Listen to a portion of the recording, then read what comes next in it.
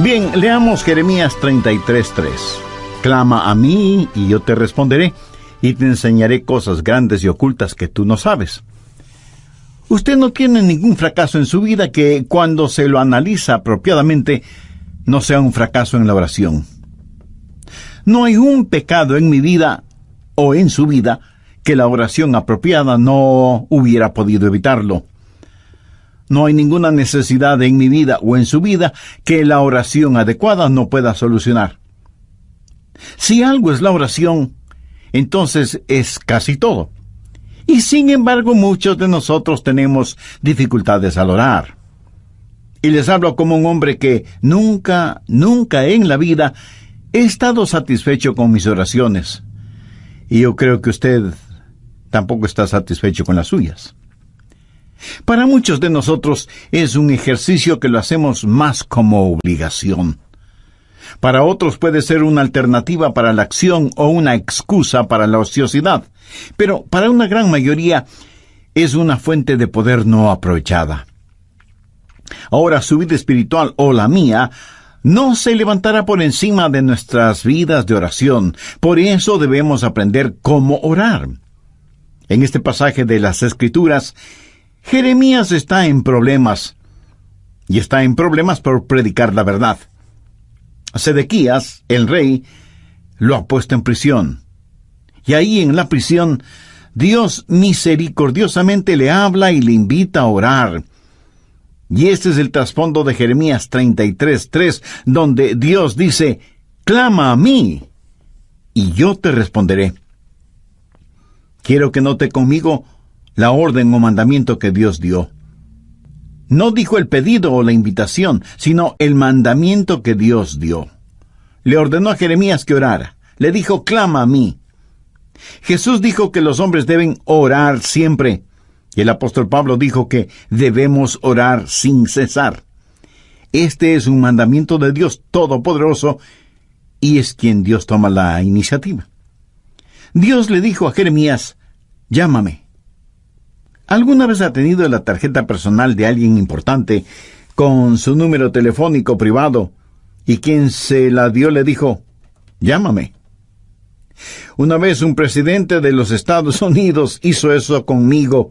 Bueno, me dijo: si puede hacer esto, déjeme saberlo. Esta es mi tarjeta. Llámeme.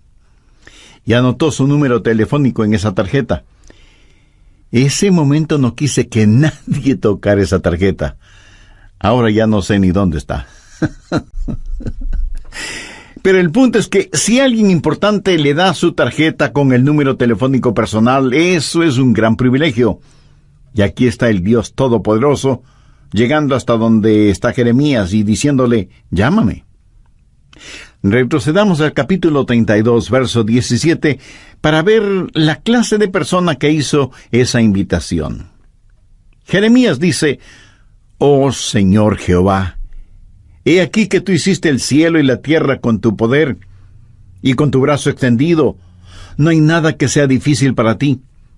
Que haces misericordia a millares y castigas la maldad de los padres en sus hijos después de ellos. Dios grande, poderoso, Jehová de los ejércitos es su nombre. Mi amigo, ese Dios es quien dijo: llámame. Él es quien dio su número privado, Jeremías 33:3, y dijo: aquí está mi número privado, quiero que me llames. Es mi invitación para ti. La mayoría de nosotros no podemos sencillamente tomar el teléfono y llamar a los jefesotes en el gobierno, o en los negocios, o en el mundo del entretenimiento. Pero escúcheme, no hay ni uno solo de ustedes que me están oyendo que no puedan hacer contacto con el cielo. Frente a determinadas situaciones, nunca diga que no hay nada que usted pueda hacer, porque sí puede orar. Y la oración no es algo que solo usted puede hacer, es algo que todos podemos hacer. Y porque Dios nos ha pedido que oremos, y porque Dios nos ha invitado a que oremos, y porque Dios nos ha ordenado que oremos, el dejar de orar es un pecado, pero también es una invitación.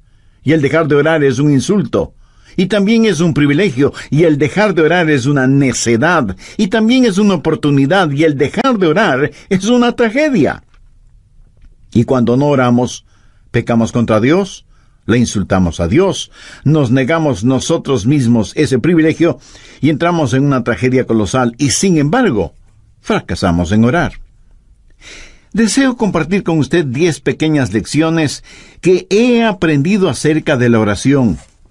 No voy a profundizar en ninguna de ellas porque las comparto con usted como quien está también aprendiendo, no como una persona erudita o graduada en la escuela de la oración.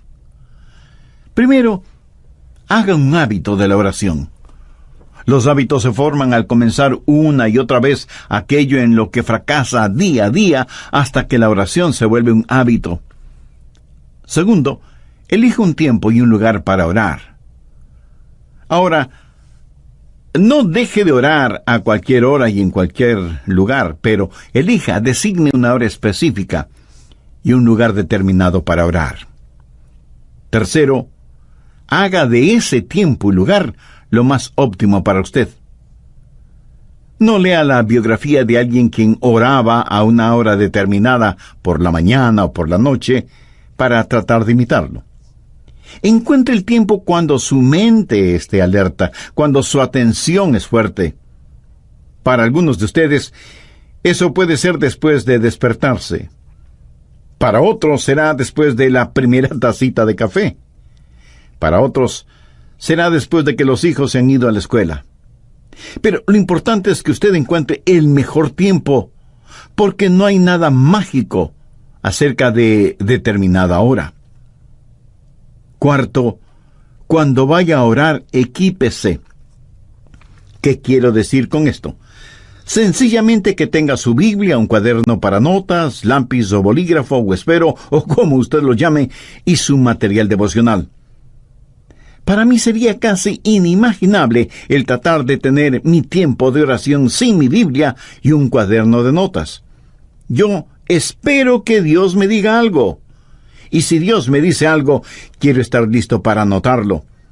Y aunque ya lo he dicho antes, lo voy a repetir ahora.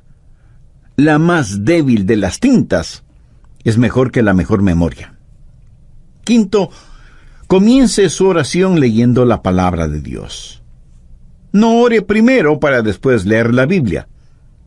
Lea la palabra de Dios y después ore. Lo que Dios tenga que decirle a usted es más importante que lo que usted tenga que decirle a Dios, y su oración será mejor nutrida, avivada, entusiasmada, instruida y guiada cuando usted se hunde en la palabra de Dios. Sexto, aprenda a orar durante todo el día. En 1 Tesalonicenses 5:17 leemos: orad sin cesar. Una de las cosas que me ha bendecido al leer la vida de Dwight L. Moody, quien fuera el Billy Graham de su tiempo, es lo siguiente, dicho por su biógrafo: nunca hizo oraciones largas, pero nunca pasó demasiado tiempo sin orar.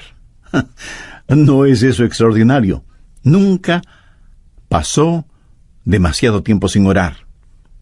La oración fue para Moody un estilo de vida, y cuando algún asunto surgía, él oraba por eso. Yo tengo el hábito de orar por otros pastores cuando leo los boletines de sus iglesias. Oro por las iglesias cuando paso frente a ellas. Oro por las personas a quienes escribo cartas. Y aún mi correspondencia oficial es, para mí, motivo de oración. Leo el periódico buscando oportunidades para orar, no solo por las personas que han sufrido alguna tragedia, sino por aquellos que ocasionaron la tragedia. Y a medida que lee su Biblia, pregunte: Señor, ¿qué significa eso? Explícamelo. Hable con Dios. El otro día yo estuve en mi automóvil y le decía al Señor que le amaba, y comentaba con él una hermosa puesta de sol. Estoy seguro que a Él le agrada el que sus hijos aprecien las cosas hermosas que Él ha creado y que se lo digan. Séptimo, mantenga un registro de sus pedidos de oración y de las oraciones contestadas. Yo no hago esto tan bien como otras personas lo hacen. Tengo un cuaderno y escribo necesidades de oración y pedidos por los que he orado. El otro día estuve revisando uno de esos cuadernos de hace 10 o 15 años atrás, Y fue una bendición increíble el ver cuántas oraciones Dios ha contestado, por algunas de las cuales ni siquiera le había agradecido. Amigo, aumentará su fe si mantiene un registro de sus oraciones, lo que solicita, lo que recibe y cuando lo recibe. Octavo, cuando ora, póngase la armadura de Dios. No faltará quien me pregunte, pastor, pero si voy a orar, ¿para qué necesito ninguna armadura? Porque, mi amigo, la oración es una verdadera batalla. Aunque usted no lo crea, toda la artillería del infierno estará en su contra cuando ora. Quiero decir, justo cuando usted va a comenzar a orar, el perro comienza a ladrar, el bebé llora fuertemente, el teléfono suena, alguien llama a la puerta, los niños empiezan a pelear, algo se quema en la cocina y mil y una cosas más, y usted siente que tiene sueño y su mente comienza a divagar, etcétera, etcétera. ¿Necesita o no ponerse la armadura de Dios cuando va a orar? Definitivamente que sí. Noveno, si usted está solo o sola, ore en voz alta. Hay algo muy especial en orar en voz alta, vocalizando su oración. Por lo menos le ayuda a su mente a no divagar. Si está en un sitio en donde no moleste la privacidad de nadie, ore en voz alta. Ahora, no creo que es una buena idea el orar en voz alta cuando está en medio de una multitud. Alguien pudiera pensar que usted ha perdido un tornillo en la cabeza y pudiera terminar en el manicomio. Ahora, si su mente es como la mía, querrá hacer cualquier otra cosa cuando usted comienza a orar. ¿No ha notado cuán difícil es permanecer enfocado cuando empieza a orar? Y es justo cuando comienza a orar que su mente empieza a pensar, bueno, necesito hacer esto y aquello y lo demás allá. Bueno, tengo un secreto que lo leí en alguna parte, lo puse en práctica y da maravillosos resultados, ya se lo diré. Décimo, si la cosa que distrae su atención de la oración es tan importante y está en su mente, ore por eso. ¿Sabe de lo que estoy hablando? Si, por ejemplo, estoy orando por los enfermos y el Señor me dice, Adrián, tienes que preparar un mensaje, dejo de orar por los enfermos y ese mismo instante oro por el mensaje. Hecho eso, puedo concentrarme en aquello que está en mi mente y que es el punto central de mi oración. Evidentemente, eso es lo que está en mi subconsciente y por lo cual quiero orar. En Mateo 21:22, el Señor Jesucristo dijo, y todo lo que pidiereis en oración, creyendo, lo recibiréis. Pero quiero que vea una segunda cosa. He hablado del mandamiento de orar. En Jeremías 33:3, Dios dice, clama a mí. Ahora, con el mandato quiero que note la confianza y la seguridad que viene con esa orden. Clama a mí, y yo te responderé. Ahora, ¿es esa la verdad o no lo es? Es la verdad. El Dios Todopoderoso ha dicho, y yo te responderé. Eso da confianza, seguridad. Y sea que usted lo entienda o no, es la verdad. Dios responde cuando clamamos a Él. Dios contesta nuestras oraciones. Es promesa de Dios que cuando le pedimos en oración, creyendo, Él nos contesta. Suponga que usted envía una carta al presidente de su país, quejándose de alguna cosa. Ahora suponga que el presidente, en verdad, lee su carta. Sí, claro. Menos mal que solo estamos suponiendo. Unos días después de que usted envió su carta, llaman a la puerta de su casa y cuando usted abre la puerta, se encuentra frente a frente con el presidente. Usted se queda sin habla debido a la sorpresa y más aún cuando su presidente le dice, recibí tu carta y vengo a darte una respuesta personalmente. Como esto más bien suena a ciencia ficción, recuerde que solo estamos suponiendo. Ahora deje de suponer. Dios mismo ha dicho, yo soy el que personalmente voy a contestarte. Y cuando Dios nos contesta, Él lo puede hacer de 4 maneras. Primero, su respuesta puede ser específicamente entregada, Usted como yo hemos pedido a Dios cosas específicas y las hemos pedido y las hemos recibido tan instantáneamente, tan milagrosamente, tan realmente, que nadie puede convencernos de que eso no fue una casualidad o una coincidencia. Creo que todos oramos en forma general, pero aquellos que hemos caminado este sendero por largo tiempo, hemos orado y hemos recibido respuesta específica e inmediata. Segundo, a veces la respuesta puede ser estratégicamente demorada. O sea, Dios no siempre contesta en forma inmediata. Eso no significa que no vaya a contestar. Dice la palabra de Dios en Isaías 30:18, por tanto Jehová esperará para tener piedad de vosotros. Y con Dios, el momento apropiado es más importante que el tiempo.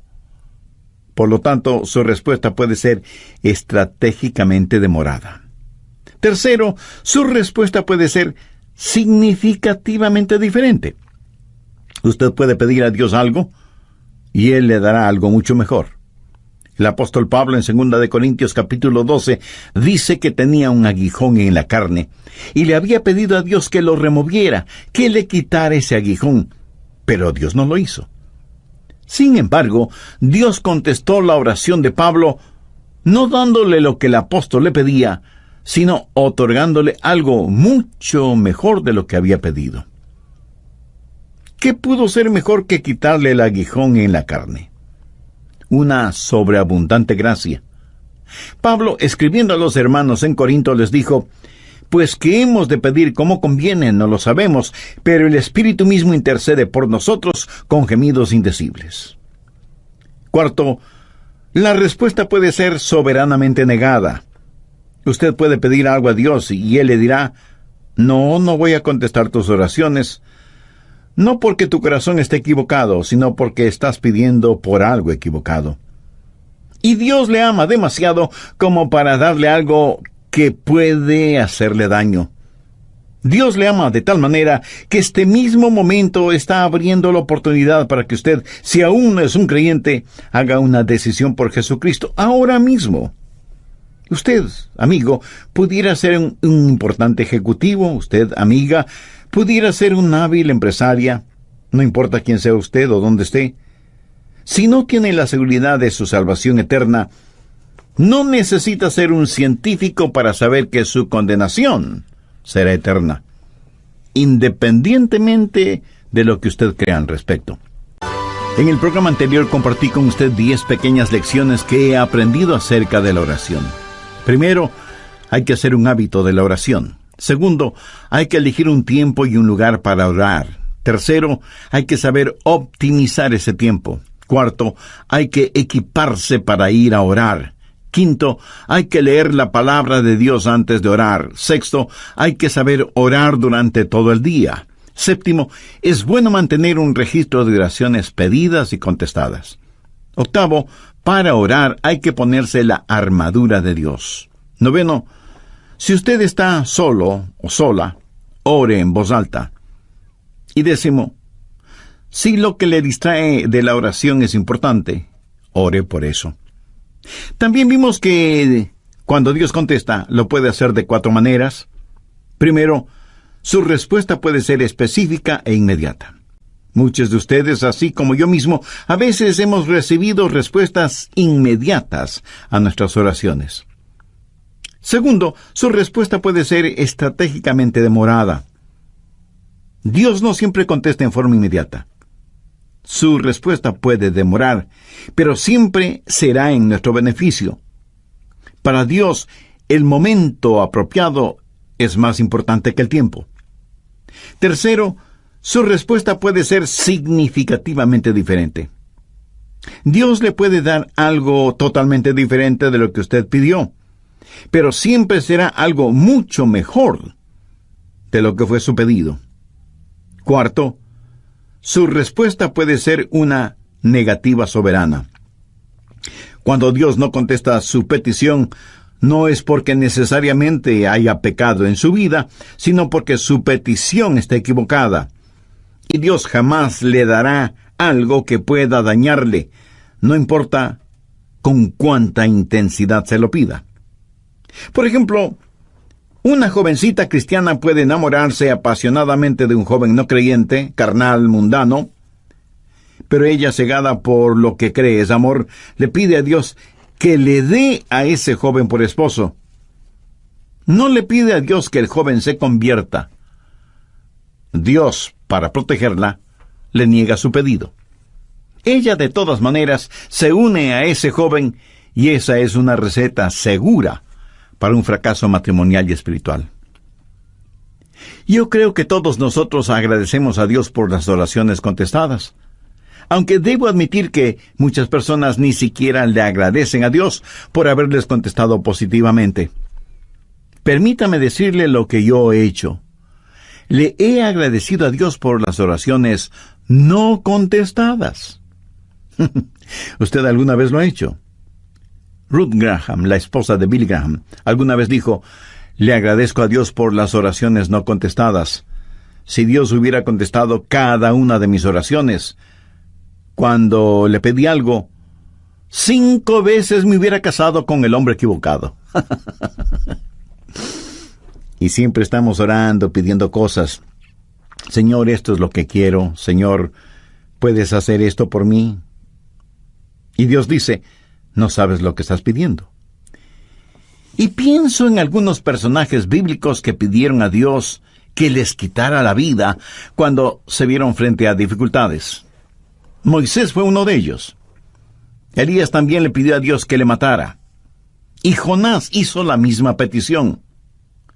Nosotros estaríamos ya hecho polvo si Dios contestara todas nuestras peticiones. Clama a mí y yo te responderé.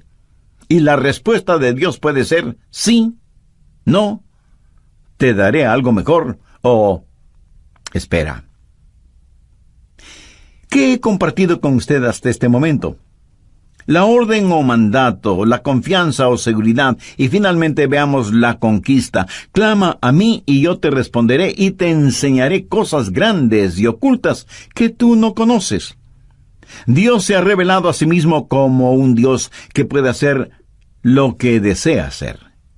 Veamos nuevamente Jeremías 32:17.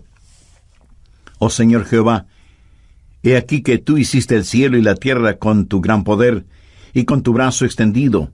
No hay nada que sea difícil para ti. Vamos un poco más adelante hasta el verso 27, en donde Dios presenta sus credenciales, por decirlo de alguna forma. He aquí que yo soy Jehová, Dios de toda carne. ¿Habrá algo que sea difícil para mí?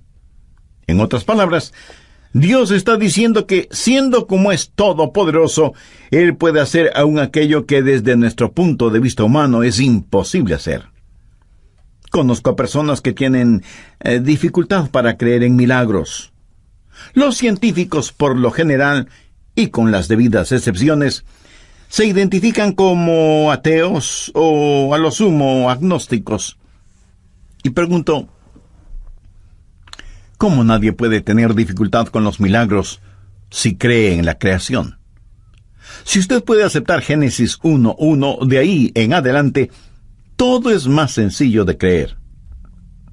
La gente habla mucho de las leyes de la naturaleza, y realmente no saben de lo que están hablando porque no existe tal cosa como leyes de la naturaleza. Lo que sí existe son las leyes de Dios que la naturaleza obedece. Dios no obedece las leyes de la naturaleza, es la naturaleza la que obedece y con exactitud las leyes de Dios. De paso, bien vale la pena mencionar que la naturaleza obedece mejor las leyes de Dios que los humanos, aunque somos los humanos los que nos hemos puesto la etiqueta de ser inteligentes. Dios lo creó todo, y lo creó como quiso crearlo.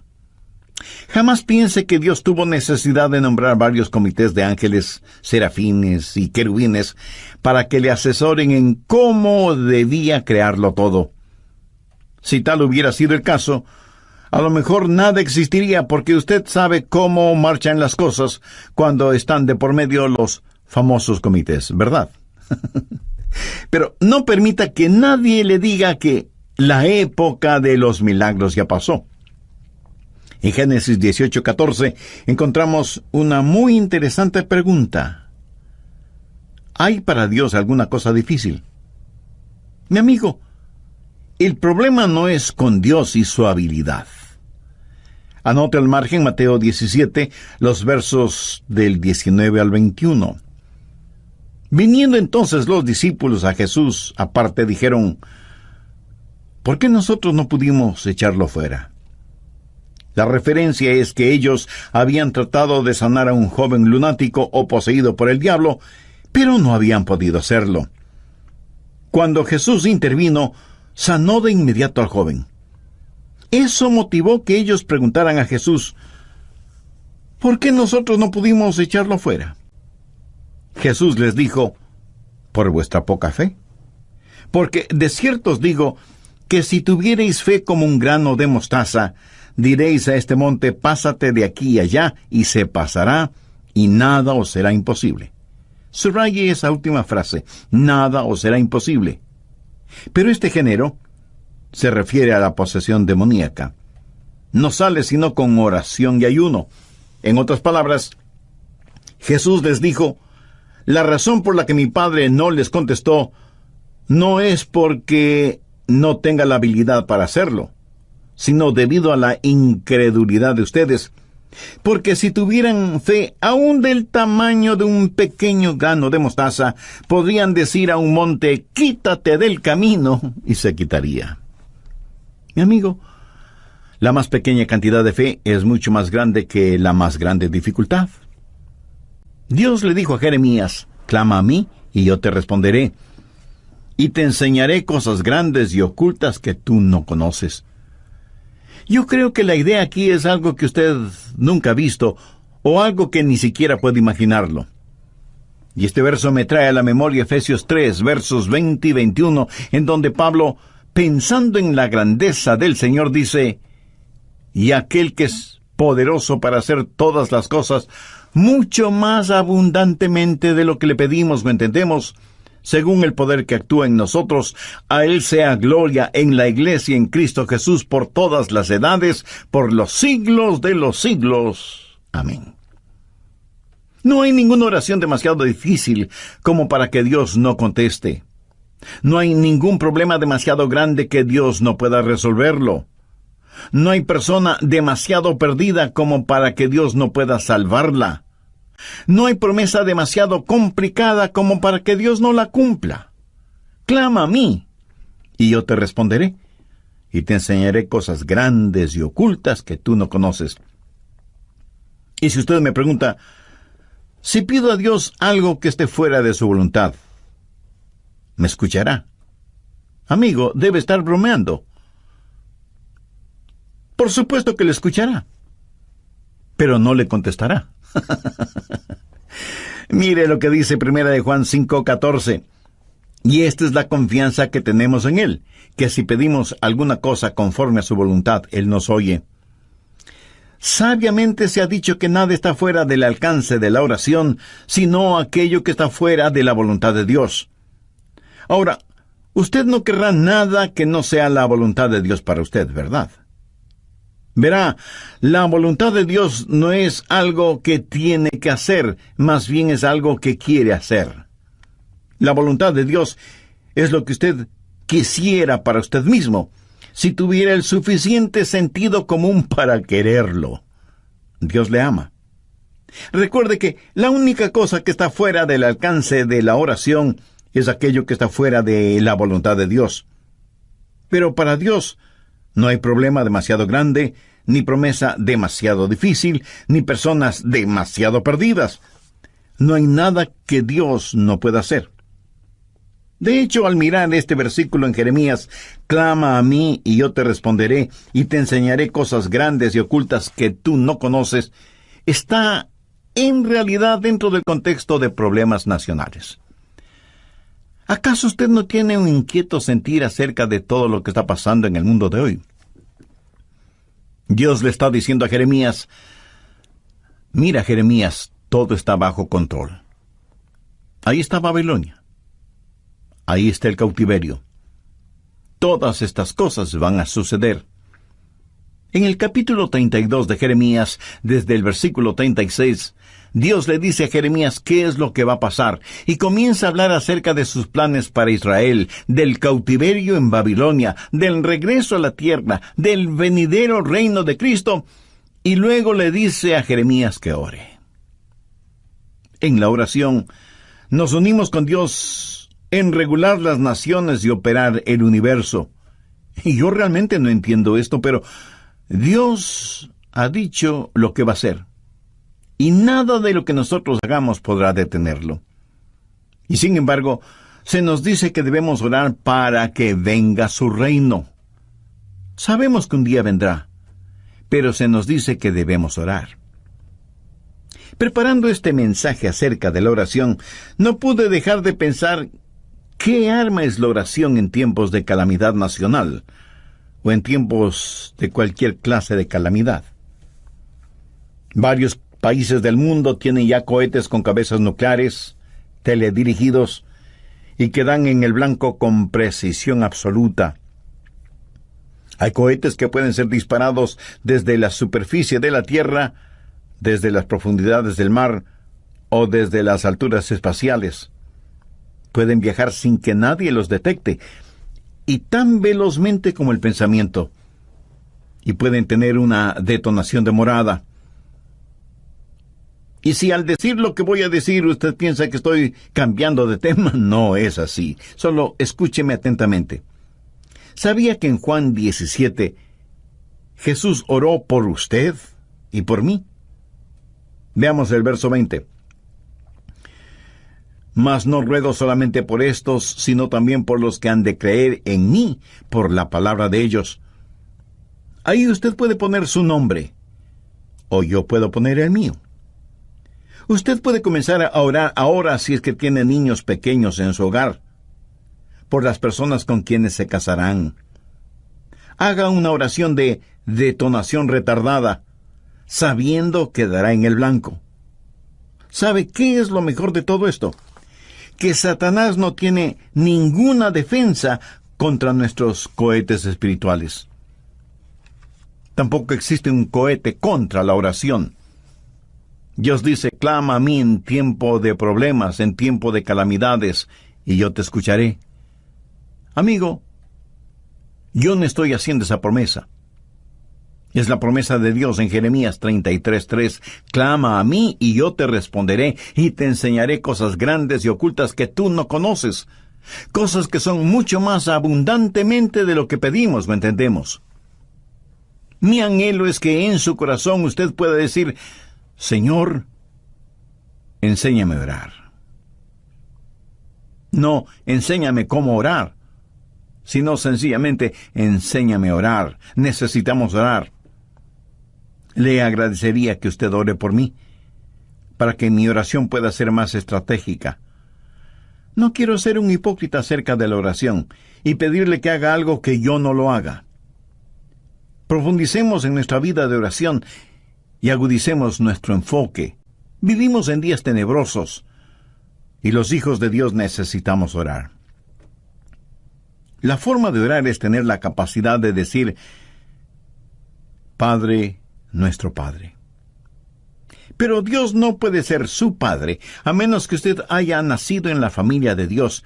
Y para eso, la Biblia dice que hay que nacer de nuevo. Cuando usted recibe a Jesucristo como su Salvador y Señor, ese momento Él se vuelve su Salvador, su mediador entre el hombre y Dios el Padre. Cuando lo recibe, usted nace en la familia de Dios y puede orar en el nombre de Jesús. El mismo Señor Jesucristo dijo, si algo pidiereis en mi nombre, lo haré. Pero usted no puede pedir nada en nombre de Jesús hasta que le haya recibido como Señor y Salvador. Si usted todavía no es salvo, puede serlo este mismo momento. Puede tener esa seguridad ahora mismo. Y si entre quienes me están escuchando hay alguien que no conoce a Cristo en forma personal, donde quiera que usted esté, quien quiera que usted sea, Cristo está esperando su invitación para entrar en su corazón y darle vida eterna. La Biblia dice, cree en el Señor Jesucristo y serás salvo. Crea que Él es el Hijo de Dios que pagó por sus pecados, derramando su preciosa sangre en la cruz del Calvario. Crea que Dios, el Padre, le levantó con poder de entre los muertos. Crea que Él no solo puede salvarle, sino que quiere salvarle si solo confía en Él. Si este mismo instante usted confía sinceramente en Él y le recibe como su Salvador y Señor, sus pecados le serán perdonados inmediatamente. Cristo morará en usted permanentemente y el cielo será su morada eternamente. Si tiene ese deseo y necesidad espiritual, le invito a orar una sencilla oración. Use sus propias palabras. Converse con Dios y dígale: querido Dios, anhelo que esta oración pueda llegar a ti. En realidad no estoy acostumbrado a orar. Y no sé si lo que te estoy diciendo es orar o no. En todo caso, vengo a ti porque me reconozco pecador. Estoy perdido espiritualmente y necesito perdón y salvación. Sé que mis pecados merecen tu castigo, pero vengo en busca de tu gracia y misericordia. Señor Jesús, gracias por pagar con tu propia vida la culpa de mis pecados.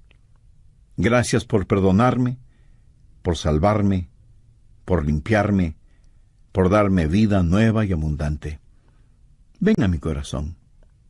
Te recibo como mi Salvador, mi Señor, mi Dios, mi guía, mi amigo.